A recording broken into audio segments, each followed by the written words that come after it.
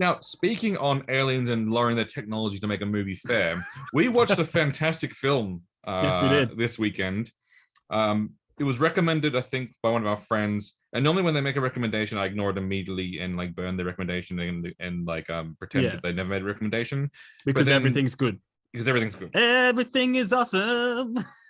Although I would love to live life thinking everything is awesome. I think that's a great motto to be like, yeah, but I can't. I'm a perpetual pessimist. So when I saw this movie, I was like going, oh look, like Native Americans fighting a predator. It's going to be stupid. It was anything but stupid. It was an excellent film. Yeah, with a fantastic lead, well directed, well shot. I was pleasantly surprised. And in terms of ranking of aliens films, this one probably ranks. I would probably go Arnold Schwarzenegger's Aliens, obviously. Can't do that. This movie, Prey, which to me it leaps over Predators, which with Daniel Brody, even though I do love that film, I just absolutely love that film. And then then Alien versus Predator, first one, and then all the other garbage down below. Yeah, that's where it sort of ranks for me in terms of quality and excellence. Now, Jamie, what's your thoughts on this film? Yeah, well, no, I'm pretty much the same. Like while I was watching, I was going, "Is this as good? Is this better than the first one?" You actually had that in a dialogue to say that going. Well, mate, is it? I had that thought that maybe it is, but then I'm thinking more along that like our technology is better. We make more visually appealing, and like the cinematography in this film was next level. Oh, it was spectacular. Yeah, but like no, I would put it directly under Arnold Schwarzenegger's one, so second. Yep. And initially, I had only one gripe with it, and it was only just a personal preference. I would have preferred to not have seen the ship. You know that epic where the ship flies off and he lands, and like there's the first shot of it, the ship flying over. You can't see it because it's through the clouds. Yeah. I would have preferred if that's all you saw. So you knew it was there, but you didn't see the initial drop. Now,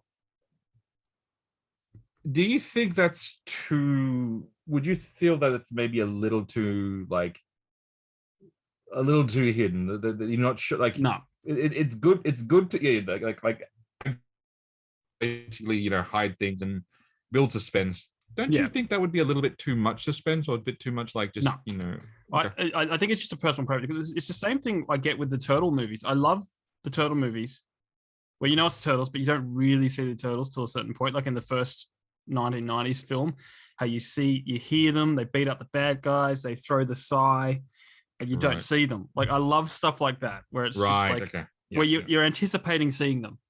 You anticipate seeing them, but you don't see them, and then that basically makes them seeing them. Basically, for you, it increases the it's a payoff essentially. So they're holding you suspense, going, oh, is this the moment you're gonna see the turtles? And they did that very well in Prey with the was it a jaguar or some sort of cat? Was it a jaguar? Well, I think it's American, so I think it's a mountain lion. Mountain lion. Yeah, that's it. You're going, oh, is this a predator? And you go, nah, it's a mountain lion. I go, you bastard. And this film just had the perfect build. A good fake out. I'll admit It had a good fake out. It had the perfect building of suspense in this. It was so well written. So now, again, lead actress. I've seen her in a few things before. I saw her in that and I remember the old TV show Roswell. So I watched a few episodes and I was like, okay, like this show's not as good as the original. Yeah, but she was fine in it. So I thought she did very good. But obviously I thought she did excellent in this particular film, and I think this is, I'm not sure what she's thinking about her career or what plans she might have. But they are thinking about recasting the DCEU. And if you're going to replace Gal Gadot as Wonder Woman, you reckon? I think you can't go wrong with that choice. Yeah, well, clearly they won't have to get an entire cast to learn an accent. And that's another key thing.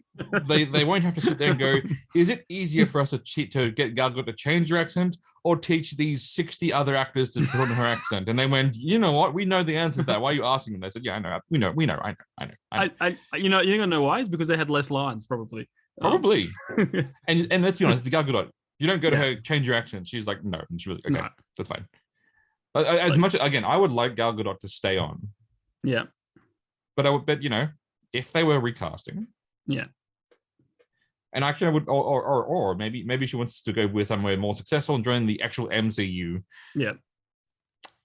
And it's cliche. Yeah. And I know I'm being stupidly cliche, but X-23. Yes. Well, because she does look like an older. What's her name? That actress that did a very good job. We should know this because she's in one of the finest films ever made. The finest film ever made, yeah. But I think she would do a great X-23. I think she would, but basically any of the X-Men, I think she'd be, fine. I think she'd make a great X-Men. But or she might want to do more of these serious, non-awesome movies. So I hope this is not the last we see of her in the genre we watch. But I think based upon this performance, I think you're looking for leading actors. I think absolutely.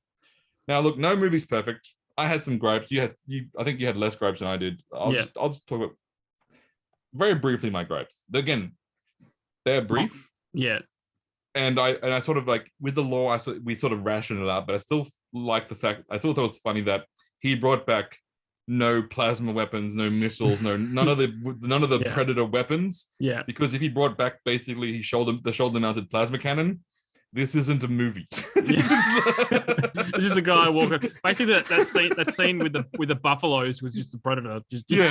Basically. And I get it because, but I mean, I've seen some online saying, "Oh, because the Predator technology wasn't that advanced." It's going, no. We've actually seen in the movie, the Aztecs built them pyramids so they could fight the aliens, and they had the full armor. Yeah. This Predator, maybe this was just basically this Predator was an old school hunter because he was very much like that old school style of technology. Yeah. And as you mentioned, sometimes the Predators do like to sort of respect the prey. Yeah. And so they wouldn't. Maybe he didn't want to bring his his full. I mean, there was, and on that other film on Predators, that was that beautiful samurai scene.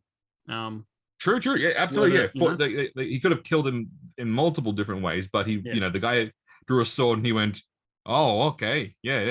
It's like that, is it? Yeah. It's like that." No, and then even with this Predator in Prey, where he faces the wolf and he kind of kneels down to the wolf's level.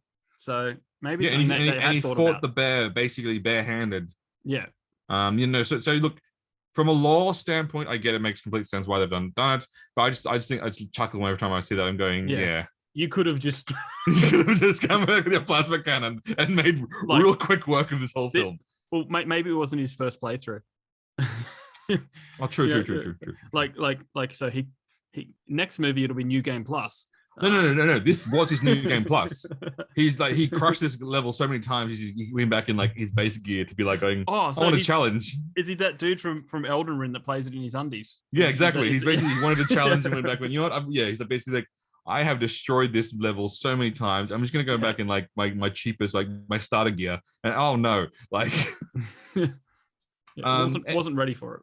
And I like just the very it's cheesy when the film's over, but I like the callbacks where they said where she falls into the pit. Yeah, she struggles to get out. Yeah, and then basically it's like going she used it. It. I want to know what kind of rope she has because that tomahawk rope pull is the great. I've never seen. I want to try that, but I'm concerned I will hurt myself. But honestly, God, that went back to a hand basically it's crazy. Well, it probably depends on the I think she just used tree bark or tree vine or something like that.